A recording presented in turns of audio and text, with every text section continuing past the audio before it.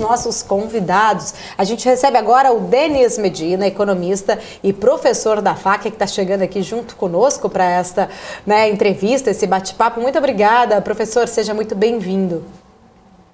Obrigado, bom dia.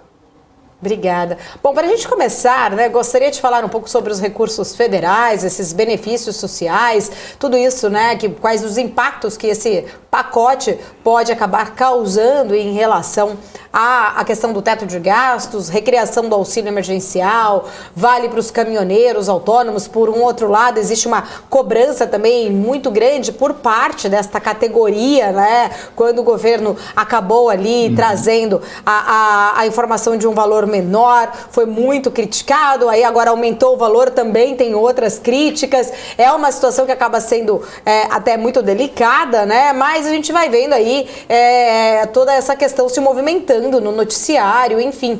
Queria entender, na sua visão, os impactos desses novos projetos, a questão da lei eleitoral, se poderia barrar também esses programas, se você acredita que essa questão aí emergencial foi colocada também numa tentativa do próprio governo inviabilizar esses valores, já que outras medidas ele não poderia fazer por conta da lei eleitoral? São muitas notícias, Muitas tentativas do governo de alguma forma tentar ajudar a população e as categorias mais afetadas. Uma questão que a gente tem visto, observado, que tem chamado a atenção no preço dos combustíveis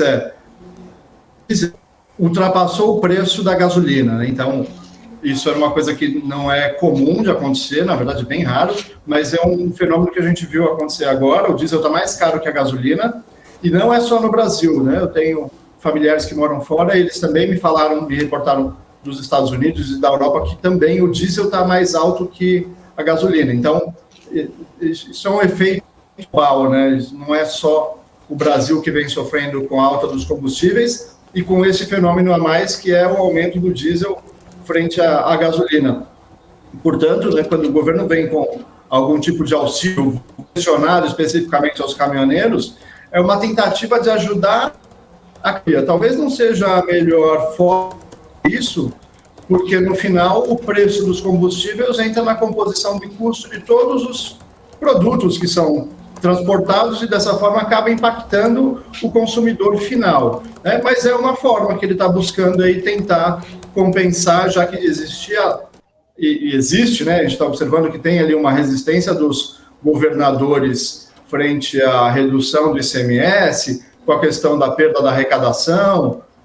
É uma discussão política que é difícil argumentar. Falando especificamente da economia, o auxílio de R$1.000 vem ajudar, resolve? Não. Na verdade, o custo dos combustíveis é pesado, a composição de custo dos fretes, então R$1.000 é um alívio razoável. Nunca tivemos nenhum auxílio para os caminhoneiros especificamente nesse porte, então pode ser muito positivo.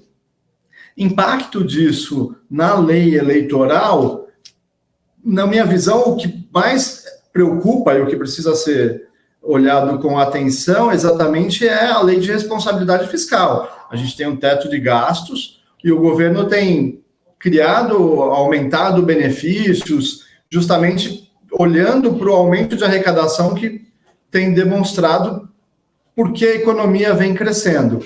Então, o crescimento da economia tem aumentado a arrecadação e o governo está tentando a outras, a população mais vulnerável, como diz o ministro da Economia, aos que estão sofrendo maior impacto desse efeito inflacionário.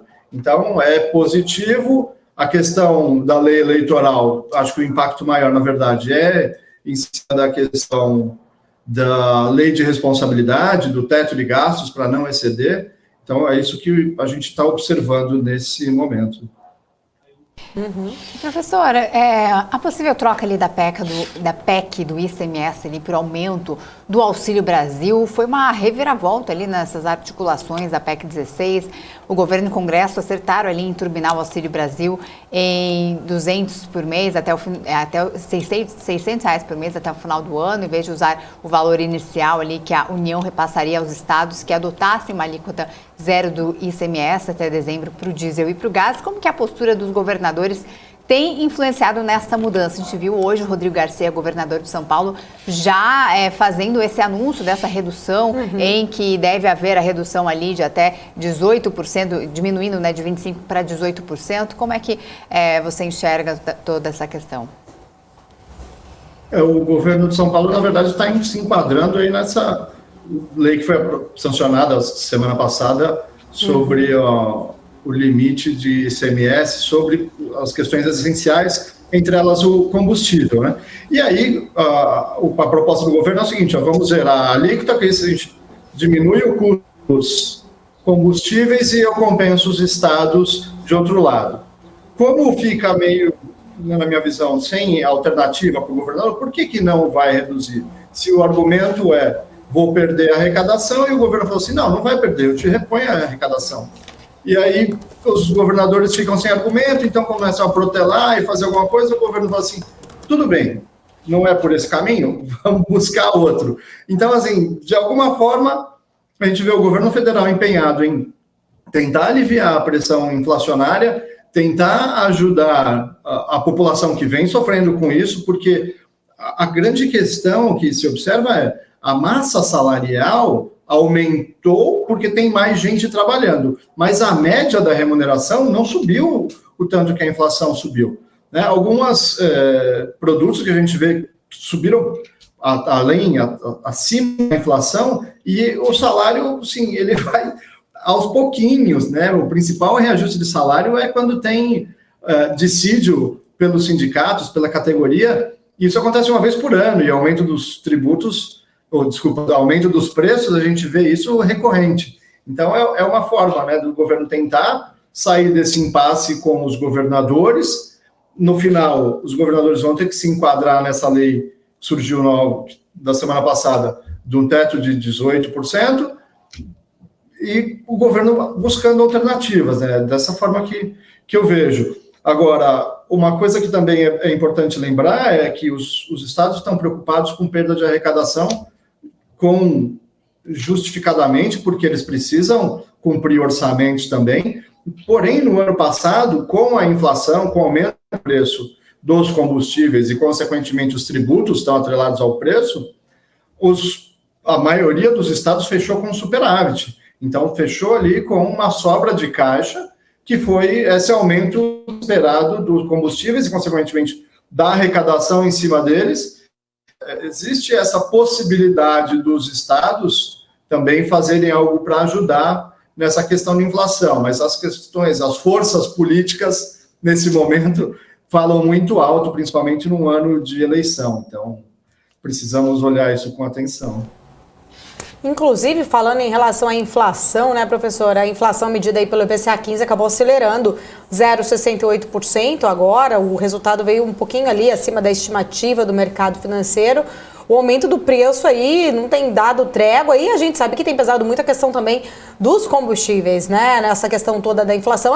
É uma inflação global, o mundo todo tem sofrido isso, exatamente, você trouxe essa questão, né? O galão do combustível aí fora, tanto nos Estados Unidos, Europa, tem sido aí o principal, talvez, vilão dessa pressão toda inflacionária, e a gente tem visto realmente o quanto isso está afetando, diminuindo o poder de compra dos brasileiros, em meio à reabertura econômica que a gente já estava aí sofrendo por conta da questão do Covid, que afetou muitos setores, varejo, muitas empresas que estavam tentando se reerguer. Aí vem realmente uma pressão ainda maior recentemente por conta dessas commodities em alta em decorrência da guerra lá na Ucrânia. É claro, existem outros fatores, mas isso acabou trazendo um peso, né? Nos 12 últimos meses aí, tem itens que já acumulam alta de mais de 100%, passagens aéreas também, por exemplo, tem ficado cada vez mais alta, 123% ali na média dos últimos meses em relação a ficar mais difícil, né? Mais alto aí para se viajar. Quais perspectivas que você acaba enxergando, né? Que o mercado esteja vendo aí para os próximos meses? A gente que está cada dia mais aí vendo, né, o nosso Ibovespa caindo, perdendo ali, difícil sustentar os 100 mil pontos. Você acredita aí que o mercado possa estar um pouco receoso até com toda essa pressão inflacionária? Como a gente teria um respiro aí, algum argumento para respiro ainda esse ano? O que tem ocorrido uma pressão inflacionária, principalmente por uma questão de oferta, ou seja, a guerra tem prejudicado a oferta dos combustíveis e de alguns itens como o trigo. As questões lá do Covid na China, o Covid-0 na China, tem prejudicado a oferta de itens eletrônicos, que prejudica a indústria automobilística e outros muitos setores. Então, o que tem, além do preço das commodities terem subido, né, então, uma coisa que é preocupante quando a gente olha a inflação é que, assim, as indústrias acabaram não repassando o aumento total dos custos que tiveram. Então, por exemplo, no mercado que eu atuo, de café, o café nos últimos 2 anos ele triplicou de preço. Na saca de café passou de 400 e poucos reais, 400, 450, para 1.400 na semana passada. Então, assim, uma alta extremamente expressiva, e a gente não observa essa aumento, né, o triplicar nas prateleiras. Então, o que aconteceu? Parte desse aumento de custo foi absorvido pelas indústrias. O mercado financeiro, Bolsa de Valores, olha a expectativa de resultado futuro. Então, assim, se as empresas não conseguiram repassar integralmente os aumentos, a gente não subvaloriza o preço das empresas. Então, qual a expectativa? Em algum momento, as indústrias vão precisar ir repassando esse aumento de custos para recompor margem. Então, vemos ainda uma inflação persistente por um período, até que a gente consiga voltar num equilíbrio onde as indústrias consigam repor as margens. Então, provavelmente a gente vai ver os preços subirem um pouco mais. Os combustíveis, por sua vez, têm um papel fundamental. Como a gente falou há pouco, todos os produtos são transportados principalmente de caminhão, e o principal insumo aí é o diesel. Né? Com o diesel mais alto, isso impacta a inflação, com certeza. Então, a gente ainda vai ver, na minha visão, a inflação persistindo por um período maior, principalmente por essa questão das margens da indústria estarem espremidas nesses últimos tempos. Né? Eles vão precisar repassar isso ao longo de um período maior para conseguir repor margens. Professor, só para a gente encerrar, já que a gente está falando de inflação, né, de uns tempos para cá, consumidores têm relatado aí uma frustração em comum. Produtos que antes rendiam durante o mês todo estão acabando antes do previsto.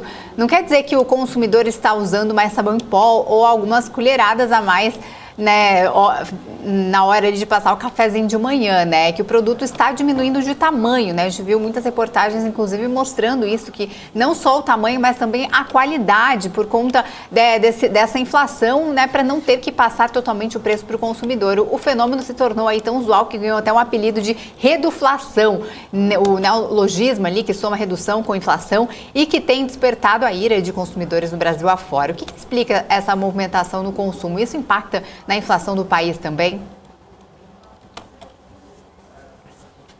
É justamente isso que que a gente estava falando aqui, de as margens das indústrias estarem mais apertadas. Então, alguma forma de repor isso, falar assim, vamos manter o preço, mas entregar um pouco menos de produto. Mudaram, inclusive, a lei por conta desse fenômeno, onde é essencial, assim, é obrigatório a empresa informar no rótulo qual que é o percentual de redução, o impacto disso, né, na quantidade de produtos. A lei exigia 3 meses dessa informação destacada nas embalagens, e hoje ela exige que fiquem por 6 meses, justamente para tentar alertar o consumidor de que houve mudança na quantidade, deve observar se houve alguma mudança no preço. Isso é uma tentativa das indústrias, das empresas, tentarem repor margem, ou seja, manter o preço aqui e entregar um pouco mais de produto.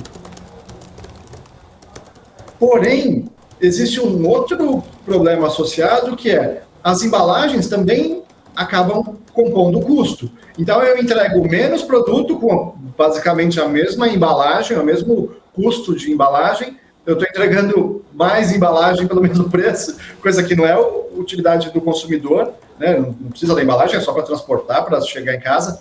Então, uma recomendação aos consumidores é prestar atenção nessas reduções, tentar buscar produtos onde ele consiga ter um refil, né, que não é alguns produtos de limpeza, por exemplo, que tem spray, e ele vem um refil que é só o pacotinho, não venha toda aquela estrutura do spray, que custa, né, tudo isso faz parte dos custos da indústria. Então, esse fenômeno é justamente tentando repor os custos da indústria que estão apertados nesse momento, né? Eu vejo um impacto negativo disso, porque no final o consumidor antes comprava uma unidade, agora vai precisar comprar um pouco mais, porque o produto acaba mais rápido, logo impacta na inflação, não tem mágica aqui, né? A gente está, de certa forma, mascarando um aumento de preço, entregando um pouco menos pelo mesmo valor, e isso é inflação. No final, a gente está aumentando o preço final do produto, né? Se a gente pegar a mesma quantidade, o preço aumentou. Então, é uma tentativa das empresas de tentar repor margem, de tentar manter os negócios, tentar manter preço aparente, né, porque efetivamente aumentou, justamente para repor esse prejuízo que elas têm segurado, não prejuízo, né, mas uma redução de resultados que elas têm segurado aí ao longo desse período de inflação que a gente tem vivido. Professor Denis Medina, muito obrigada aí pela sua, né, pelo seu tempo, pelas suas explicações. Fica aqui o convite para voltar também em outras oportunidades. Obrigado pelo convite, contem comigo. Bom dia.